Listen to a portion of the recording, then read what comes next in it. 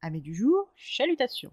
Pour les petits nouveaux, moi c'est Sekhmet et je vous souhaite la bienvenue dans mon podcast littéraire. Dans mon émission, je vais tenter 3 fois par semaine de vous donner envie de découvrir des livres de tout poil, récents et moins récents. Alors, si ça vous tente, c'est par ici la suite. Aujourd'hui, je vous présente le premier tome de la trilogie de Neal Shusterman, La Faucheuse, aux éditions PKJ. Dans ce roman, divisé en 5 parties, nous nous retrouvons dans un monde où la mort n'existe plus. Le récit commence dans l'année de l'Oslo, soit un nombre incalculé d'années depuis 2042, date à laquelle l'immortalité a conduit l'humanité à arrêter de compter les années. Dans ce nouveau monde où la maladie, la souffrance physique et mentale, la superstition, la religion, la pollution, la peur de la mort, la faim et la surpopulation n'existent plus, nous rencontrons le Thunderhead, l'intelligence artificielle bienveillante, omnisciente et impartiale qui dirige et protège le monde et l'humanité qui la peuple. Cette IA est l'évolution ultime du cloud. Grâce à elle, les humains peuvent jouir d'une vie d'oisiveté rémunérée ou choisir de s'épanouir par le travail. Ils peuvent se reprogrammer à n'importe quel moment afin d'arborer un physique plus jeune. Ils peuvent aussi choisir d'entamer une nouvelle vie et ont accès à toutes les informations possibles et à tout moment.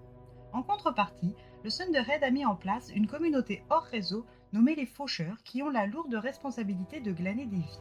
Qui et comment, seuls les Faucheurs ont le pouvoir d'en décider, car le Thunderhead n'influence ni n'intervient dans la communauté, estimant qu'il est du devoir des humains de gérer la mort d'autres humains.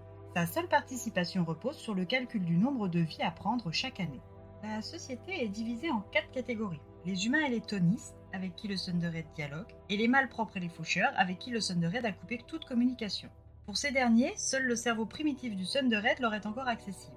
Pour faire simple, le cerveau primitif, c'est l'Internet comme on le connaît nous aujourd'hui. Partant de ce concept sociétal, nous allons faire la rencontre de Citra Terranova, une jeune femme de 16 ans au tempérament bien marqué. Rowan, un jeune homme de 16 ans également, a l'empathie et aux ressources inépuisables. L'honorable maître Faraday, aux principes et à la moralité irrévocables. L'honorable dame Curie, une des faucheuses les plus célèbres de la communauté, surnommée la marquise de la mort. Et pour finir, l'honorable maître Godard, le faucheur bling bling représentant de la nouvelle génération de faucheurs, moins respectueux des règles de base de la communauté. Tiens, en parlant de règles, ce serait peut-être temps que je vous les énonce, non? Les 10 commandements du faucheur. 1. Tu tueras. 2. Tu tueras sans aucun parti pris, sans sectarisme et sans préméditation. 3. Tu accorderas une année d'immunité à la famille de ceux qui ont accepté ta venue et à tous ceux que tu jugeras dignes de la recevoir. 4. Tu tueras la famille de ceux qui t'ont résisté. 5.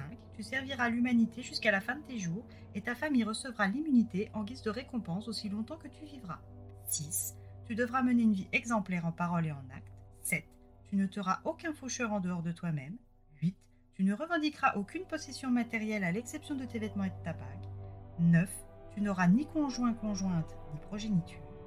10. Tu ne seras tenu d'observer aucune loi à part celle qui précède.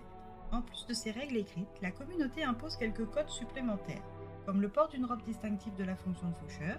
Cet uniforme peut être de toutes les couleurs et être rehaussé de toutes les originalités, mais ne doit en aucun cas être noir, car la fonction de faucheur est porteuse de lumière, donc incompatible avec le noir. Chaque faucheur, une fois ordonné, doit se choisir un nouveau nom et renoncer à celui de sa naissance. Ils doivent également tenir un journal de bord de leur glanage, qui sera conservé et consultable par tous dans une bibliothèque déduite. Et dernière règle, et non des moindres, aucun faucheur ne doit prendre plaisir à glaner. Et comme vous pouvez vous en douter, c'est là que le bas blesse.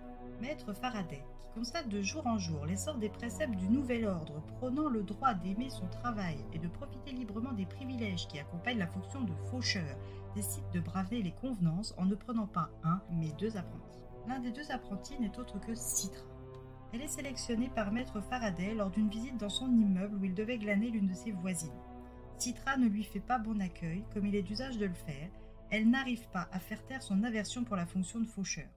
Son attitude de violent rejet était pour Maître Faraday la meilleure garantie de sa capacité à être une bonne faucheuse. En ce qui concerne le 2e apprenti, il s'agit du jeune Rowan. Maître Faraday l'a choisi pour son courage et son empathie. Lors du glanage d'un élève de son lycée, Rowan est resté à rassurer le dit élève alors qu'il ne le connaissait pas, juste parce qu'il n'admettait pas le fait qu'il puisse vivre cette épreuve seul. Maître Faraday a fait son choix.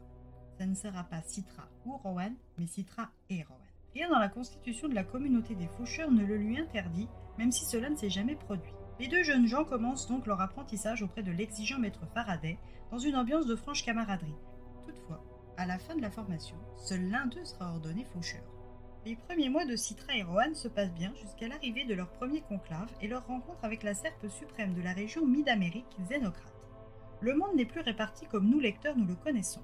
Il se divise entre le Texas, la Mid-Amérique, la Chine-Argentine, l'Australie, l'Euroscandinavie et l'Antarctique. Et chaque région possède sa serpe suprême. Lors du conclave, Xénocrate accepte le double apprentissage de Maître Faraday, mais Maître Godard et ses disciples ne sont pas du même avis et veulent imposer un enjeu plus grand à Citra et Rohan qui ont l'air de si bien s'entendre. Xénocrate, par souci d'autorité, accepte la proposition du leader du nouvel ordre. Au retour de ce dernier conclave, Citra et Rohan seront-ils toujours les mêmes? Arriveront-ils à mener à terme leur apprentissage? Pourront-ils accepter la victoire synonyme de la mort de l'autre? Ou poursuivront-ils leur amitié au péril de leur propre vie? C'est en lisant ce premier tome particulièrement réussi que vous le saurez. Dans ce premier tome, Neal Shusterman nous amène avec adresse dans une nouvelle temporalité de notre monde. La transition se fait facilement car en incluant le monde à l'âge de la mortalité, soit notre temporalité à nous lecteurs, il facilite la projection dans le futur et nous permet de nous sentir tout de suite concernés par l'histoire et par le destin des personnages.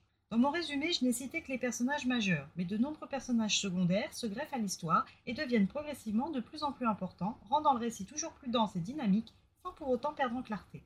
Après la lecture de ce premier tome, je sais exactement pourquoi Neal Shusterman a été triplement récompensé, et ai dû me raisonner pour ne pas dévorer les 2 tomes suivants dans la foulée. Mais soyons honnêtes, face à un bon livre, ma volonté ne pèse pas lourd. Alors, aurez-vous plus de volonté que moi?